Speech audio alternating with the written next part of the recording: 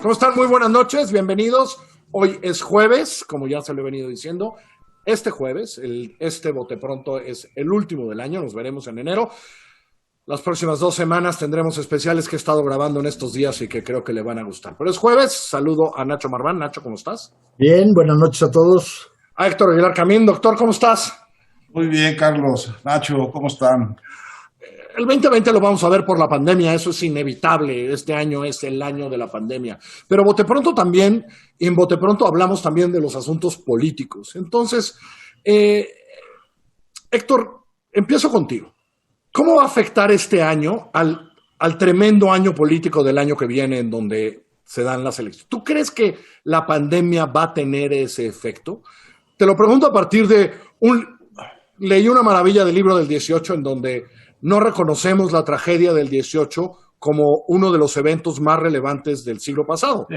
Sí. Todo el mundo dice la Primera Guerra Mundial, la Segunda Guerra Mundial, el comunismo, la muerte del comunismo, la descolonización. ¿Tú crees que esto sí va a tener efecto político en el mundo y en México en particular el próximo año?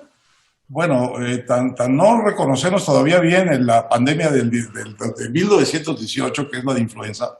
Por cierto, duró 2 años, no se curó con vacuna, se curó con rebaño global. Fue carísima, yo creo que muchísimo más cara que lo que va a ser esta, con todo lo agobiante que es esta. La influenza de 18, a ver si me corrige Nacho, dejó como 50 millones de muertos al final de todo el ciclo. Yo creo que esta ni remotamente se va a acercar a eso. ¿Por qué? Pues porque estamos ahorita en ¿cuántos? En el 1 millón y pico y ya aparecieron las vacunas. Entonces, ¿cuánto se van a tardar las vacunas? Pues se van a tardar 1 año o se van a tardar 2 años y ponle pues otros... Sí, no. Catastróficamente, ponle 4 o 5 millones de gentes muertas por este. Entonces, así de agobiante como es y así de terrible como está, realmente no tiene nada que ver, creo yo, ni lo va a tener al final que ver con el tremendo drama del 2018, de 1918. En México, hablamos siempre, me corregirá Nacho otra vez, de 1 millón de muertos en la revolución. Bueno, una muy buena parte de esos muertos fueron muertos de la influenza. Y otra buena parte fueron mexicanos que huyeron de la guerra a los Estados Unidos. Pero una buena parte que no está computada, no está medida, fueron de la influenza. Pueblos enteros de Morelos, por ejemplo, murieron con la influenza de 18. De manera que lo digo como un momento, digamos, de optimismo histórico comparativo. No, pero me parece muy padre la comparación con la Revolución Mexicana, porque ahí nos da, es decir, cómo no conceptualizamos a la influenza de 18 como una tragedia y más bien la metimos al mito de los muertos. Exacto. De la Revolución Mexicana. Exacto. Porque fueron 300,000 de influenza en 18-20 y 200,000 de tifo. Es que está el otro, claro. De tifo. Entonces, los famosos, el mito de 1 millón de muertos de la Revolución Mexicana, simple y sencillamente, en el mejor de los casos, se reduce a menos de 500,000. ¿Cómo se armó todo un discurso político y en donde se menospreció la influenza? Yo sí creo que no va a tener la magnitud, digamos, en el mundo y en México mismo de la cantidad de muertos que hubo y demás, pero sí tiene una serie de cambios que pueden ser bastante profundos, en el sentido de que sacudió muchos sistemas de gobierno, replantea muchas cuestiones, replantea, digamos, pues, toda la cuestión de la salud pública, toda la cuestión incluso del avance científico, digamos, va a tener repercusiones de largo plazo que sí nos van a llevar, digamos, a cambios políticos que pueden ser importantes. Pero a ver, déjenme ponérselos así. La Primera Guerra Mundial aceleró terminarse por lo que pasaba con la influenza. Pero al mismo tiempo, no hay un mausoleo para la tragedia del 18. No hay un monumento en ningún país del mundo que recuerde a las víctimas del 18. A eso me refiero en que el efecto es de otra manera. Diría alguien, es más privado que colectivo. Lo que es yo creo, visiblemente es que está en la cabeza de todo mundo. El conocimiento de esto es minuciosamente global. No hay ciudad, no hay pueblo en donde no se sepa que esto está sucediendo. Cosa que en 1918 no sucedía. No sucedía, así es.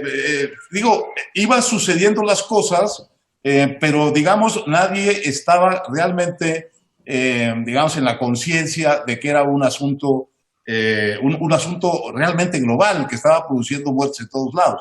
Si recuerdo bien, algo que leí, tampoco tardaron mucho tiempo en entender que esto venía de alguna manera de los soldados que habían estado en la Primera Guerra y regresaban a sus países, particularmente, digamos, a Estados Unidos, y traían el virus de ahí. Y entonces, como no había realmente esa conciencia, ni había la vacuna, ni hubo nunca, creo, la vacuna, creo que es muy posterior al final de las muertes de la influenza, pues no había no estaba como muy claro qué es lo que tenían que hacer los gobiernos, qué es lo que tenía que hacer la sociedad. Ahorita yo creo que, por fortuna, estamos en una especie de sobreconciencia que nos agobia mucho, que nos satura de información, de un fenómeno que, insisto, hasta donde va, está lejos de parecer tan mortífero como la influenza en términos de letalidad. Pero eso es un poco lo que tú decías, Nacho. Tú sí ves, porque a diferencia del 18, las redes de comunicación en el mundo, la globalización del fenómeno, ¿sí piensas que en los próximos años veremos una reflexión de cómo enfrentó cada país y qué tenemos que hacer para que esta tragedia anunciada no vuelva a suceder? Lo que me queda claro por lo que he trabajado yo de historia y demás es que, como tú dijiste, fue una cosa mucho más individual que colectiva. O sea, no hay una conciencia, no hubo una conciencia política. Sí. Ni en México ni en el mundo. En el mejor de los casos, si te vas a la hemerografía, era un problema de los ayuntamientos, no era un problema era un problema de los ayuntamientos, que si el de Puebla, que si el de la Ciudad de México sanitizaban o no. Yo revisé el diario de debates de 1918 a 20 para una cuestión de la relación entre el Ejecutivo y el Congreso, y no existió la pandemia, No estaba, ¿verdad? No estaba en el eje absolutamente para nada y demás. Ahora, yo creo que aquí, más allá de las repercusiones que pensemos que pueda tener, hemos tenido intensamente un debate a lo largo de la pandemia, digamos, por una cantidad de información, por el avance o el retraso y la incertidumbre científica y sanitaria y las vinculaciones económicas constante a lo largo del año. O sea, hemos discutido tanto la pandemia como el gobierno de la pandemia en México y en el mundo, y en donde hay posiciones encontradas y análisis muy profundos y que llevarán todo supuestamente, digamos, a cambios en políticas públicas y en instituciones para cómo enfrentar. Volviendo al tiempo de la historia, a los tiempos de la historia, ¿no? Porque ahorita estamos en los tiempos del presente, pero en los tiempos de la historia, esta es una pandemia cuya solución ya apareció. Se va a tardar mucho tiempo para nosotros en que realmente llegue a todas las casas este asunto de la vacuna. Pero es un lapso que es muy angustioso ahorita, pero es un lapso que no va a ser mayor de quizá 2 años. Así es. Bueno, Estados Unidos anunció ayer que ya tienen asegurados ellos 900,000 dosis de vacunas, muchísimo más de lo que van a necesitar. Eso quiere decir, a fuerzas, que una buena parte de esas vacunas, cualquiera que sea la relación política, buena o mala del presidente López Obrador con Biden, una buena parte de esas vacunas van a gotear a México. Eso no. Bueno, y luego México mismo tiene, aunque no sabemos con gran precisión, pero ha hecho sus previsiones también, de manera que va a tardar en llegar la vacuna un año muy angustioso, muy difícil, muy tremendo, pero está a la vista la solución y el fin de esta pandemia. Otra vez en el optimismo histórico comparativo. Y eso tenderá, digamos, a ver esta pandemia de esa manera cuando la veamos en un par de años, Nacho. Es decir, el acto heroico de la solución en términos de lo que hizo el mundo para tener una vacuna en un año, ¿no? Y después para aplicarla al mundo en 2 o 3 años, ¿no? pues todos los que se dedican, digamos, a la ciencia y a esta parte de la ciencia, sí están asombrados con la velocidad con que salió la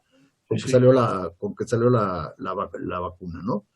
Pero paralelamente, yo insisto, la cantidad de incertidumbre que se vive todavía en torno a la enfermedad, te habla mucho, digamos, de las limitaciones de los avances científicos, ¿eh? Sí. Bueno, ahora, ya dijimos esto comparativamente con la influenza de 1918.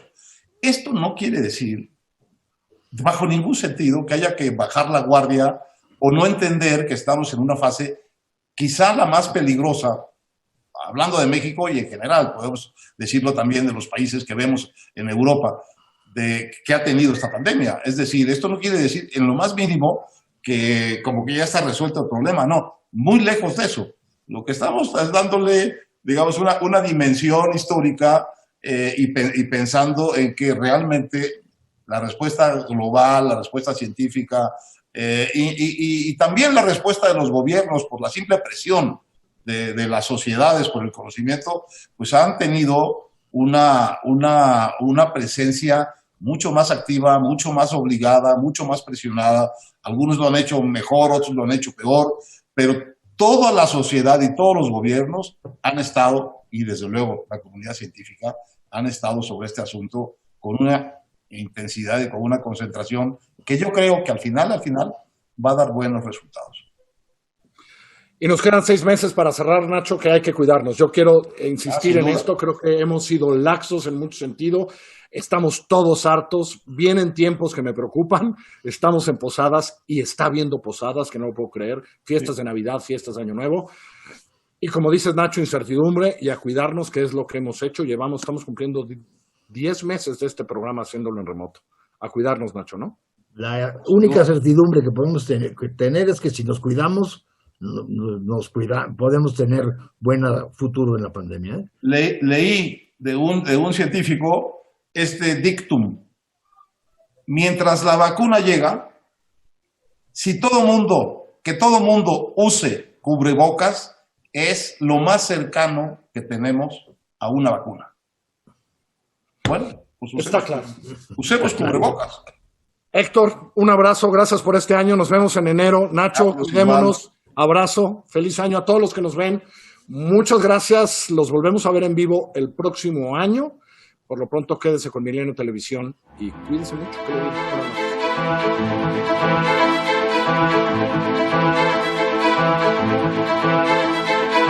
Que